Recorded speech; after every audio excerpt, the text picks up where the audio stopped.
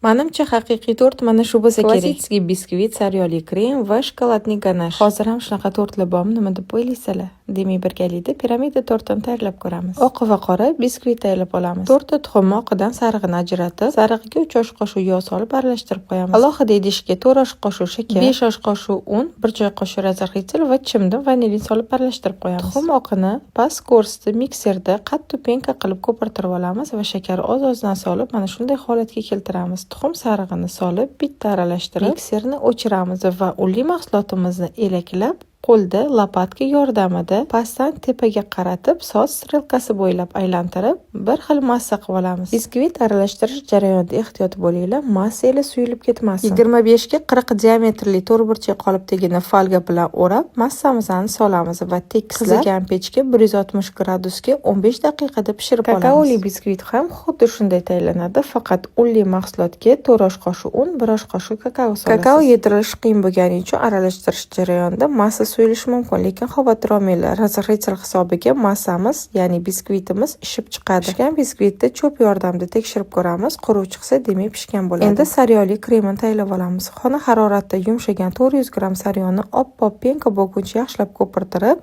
quyiltirilgan sut, ya'ni sgushonka molokoni oz-ozdan solib, qattiq shunaqa krem tayyorlab olamiz. Endi biskvitlarimizni teng o'rtadan bo'lib olamiz. Shunaqa oq-qora qilib taxlab olamiz. Albatta, bu klassik biskvitni shirin suv bilan propitka qilish kerak. O'zini qilsanglar quruq bo'lib qoladi. Har bitta korjga propitka, ya'ni shirin suv qilib krem surib chiqamiz va oq-qora qilib terib taxlab chiqamiz.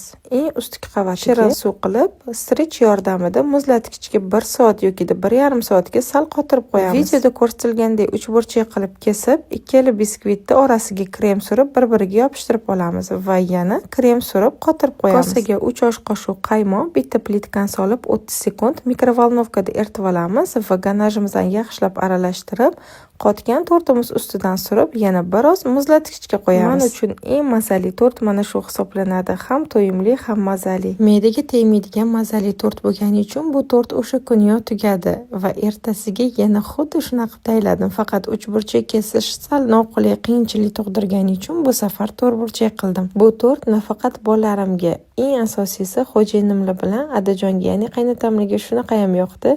Burungi haqiqiy tort bo'pti deyishdi. Agarda sizlar ham oldingi tortlarni sog'ingan bo'lsanglar, albatta ushbu retsept asosida tayyorlab ko'ringlar.